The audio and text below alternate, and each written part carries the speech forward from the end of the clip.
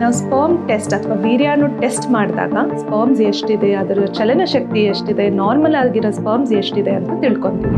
ಬೀಜದಲ್ಲಿ ಅದು ಉತ್ಪತ್ತಿ ಆಗ್ತಾ ಇರುತ್ತೆ, ಆದರೆ ಆಚೆ ಬರೋದ್ರಲ್ಲಿ ಏನಾದರೂ ಪ್ರಾಬ್ಲಮ್ ಇತ್ತು ಅಥವಾ ಒಬ್ಸ್ಟ್ರಕ್ಷನ್ ಇತ್ತು ಅಂದರೆ ತಡೆ ಇತ್ತು ಅಂದರೆ ಆವಾಗ ಅದು ಆಚೆ ಬರೋದಕ್ಕೆ ಪ್ರಾಬ್ಲಮ್ ಆಗ್ತಿರುತ್ತೆ. ಅಕಸ್ಮಾತ್ ಬ್ಲಾಕ್ ಇತ್ತು ಅಂದರೆ ಅದನ್ನ ರಿವರ್ಸ್ ಮಾಡೋಕ್ಕಾಗತ್ತಾ ಅಂತ ನೋಡಿಕೊಂಡು ಸ್ಪರ್ಮ್ಸ್ ಉತ್ಪತ್ತಿನೇ ಕಮ್ಮಿ ಆಗ್ತಾ ಇದೆ ಅಂತ ಅನ್ಕೊಂಡ್ರೆ ಬೀಜಕ್ಕೆ ಡೈರೆಕ್ಟ್ ಆಗಿ ಒಂದು ಸ್ಮಾಲ್ ಸೂಜಿ ಹಾಕ್ಬಿಟ್ಟು ಸ್ಪರ್ಮ್ ಕೌಂಟ್ ನಿಲ್ ಅಂತ ರಿಪೋರ್ಟ್ ಅಲ್ಲಿ ಬಂತು ಅಂದ್ರೆ ಭಯ ಪಟ್ಕೊಳ್ಳೋದಿಲ್ಲ. ಇವತ್ತಿನ ಈ ವಿಡಿಯೋಲ್ಲಿ ಅಜೂಸ್ಪರ್ಮಿಯಾ ಅಂದ್ರೆ ಏನು ಅಂತ ತಿಳ್ಕೊಳ್ಳೋಣಂತೆ. ಸೊ ಅಜೂಸ್ಪರ್ಮಿಯಾ ಅಂದ್ರೆ ಏನು? ನಾವು ಸ್ಪರ್ಮ್ ಟೆಸ್ಟ್ ಅಥವಾ ವೀರ್ಯಾಣು ಟೆಸ್ಟ್ ಮಾಡಿದಾಗ ಯೂಶಲ್ ಆಗಿ ಚೆಕ್ ಮಾಡೋದು ಅದರಲ್ಲಿ ಸ್ಪರ್ಮ್ಸ್ ಎಷ್ಟಿದೆ, ಅದರ ಚಲನಶಕ್ತಿ ಎಷ್ಟಿದೆ, ನಾರ್ಮಲ್ ಆಗಿರೋ ಸ್ಪರ್ಮ್ಸ್ ಎಷ್ಟಿದೆ ಅಂತ ತಿಳ್ಕೊತೀವಿ.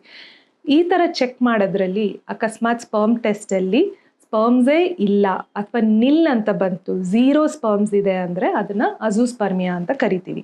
ಈ ಥರ ಇದ್ದಿದ್ರಲ್ಲಿ ಅಟ್ಲೀಸ್ಟ್ ನಾವು 2 ಸ್ಯಾಂಪಲ್ನ ಚೆಕ್ ಮಾಡಬೇಕಾಗತ್ತೆ ಕನ್ಫರ್ಮ್ ಮಾಡೋದಕ್ಕೆ. ಸೊ ಕನ್ಫರ್ಮ್ ಆಗಿ ಚೆಕ್ ಮಾಡಿದಾಗೂ ಅಜೂಸ್ಪರ್ಮಿಯಾ ಅಥವಾ ನಿಲ್ ಅಂತ ಬಂತು ಅಂದರೆ ಅದು ಯಾಕೆ ಆಗಿರ್ಬೋದು? ಯೂಶಲಿ ಅದಕ್ಕೆ 2 ಕಾರಣಗಳಿರುತ್ತೆ. ಇದನ್ನು ಒಬ್ಸ್ಟ್ರಕ್ಟಿವ್ ಮತ್ತು ನಾನ್ ಒಬ್ಸ್ಟ್ರಕ್ಟಿವ್ ಅಜೂಸ್ಪರ್ಮಿಯಾ ಅಂತ ಕರಿತೀವಿ. ಅಂದರೆ ಬೀಜದಲ್ಲಿ ಸ್ಪರ್ಮ್ಸು ಪ್ರೊಡ್ಯೂಸ್ ಆಗುತ್ತೆ.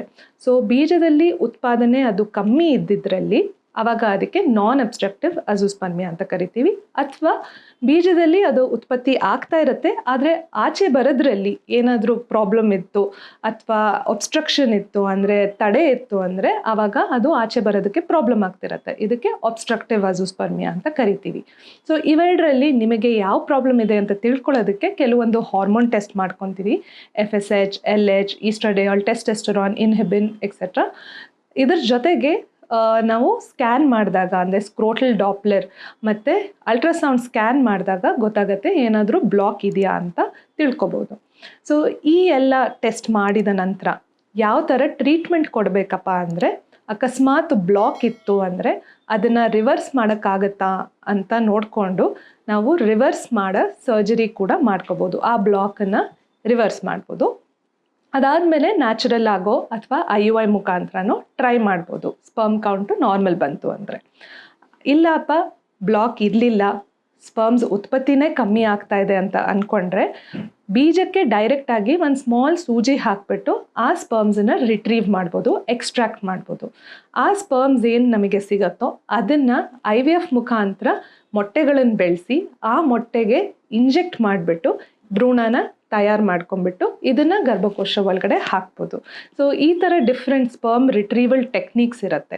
ಸೊ ಸ್ಪರ್ಮ್ ಕೌಂಟ್ ನಿಲ್ ಅಂತ ರಿಪೋರ್ಟಲ್ಲಿ ಬಂತು ಅಂದರೆ ಭಯ ಪಟ್ಕೊಳ್ಳೋದಿಲ್ಲ. ಇವಾಗಿನ ಸೈನ್ಸ್ ಎಷ್ಟು ಮಟ್ಟಿಗೆ ಅಡ್ವಾನ್ಸ್ ಆಗಿದೆ ಅಂದರೆ ಈ ಥರ ಎಲ್ಲ ಅಡ್ವಾನ್ಸ್ ಟ್ರೀಟ್ಮೆಂಟ್ ಮಾಡಿಕೊಂಡು ಹೆಲ್ದಿಯಾಗಿರೋ ಮಗುನ ಪಡ್ಕೋಬೋದು. ಒಂದು ವೇಳೆ ಕೌಂಟ್ ಏನಾದರೂ ತುಂಬ ಕಮ್ಮಿ ಇತ್ತು, ನಿಮಗೆ ನಿಮ್ಮದೇ ಸ್ಪರ್ಮ್ಸ್ ಇಟ್ಕೊಂಡು ಮಾಡೋಕ್ಕೇ ಆಗಲ್ಲ ಅಂತ ಸಿಚುವೇಶನ್ ಬಂತು ಅಂದರೆ ಆವಾಗಿನ ಸಿಚುವೇಶನಲ್ಲಿ ನಾವು ದಾನಿ ವೀರ್ಯಾಣುನು ತಗೊಂಡು ಅದರಲ್ಲೂ ಕೂಡ ಪ್ರೆಗ್ನೆನ್ಸಿ ಪ್ಲ್ಯಾನ್ ಮಾಡೋದಕ್ಕೆ ನಿಮಗೆ ಹೆಲ್ಪ್ ಮಾಡಿ ಕೊಡ್ಬೋದು. Thank you.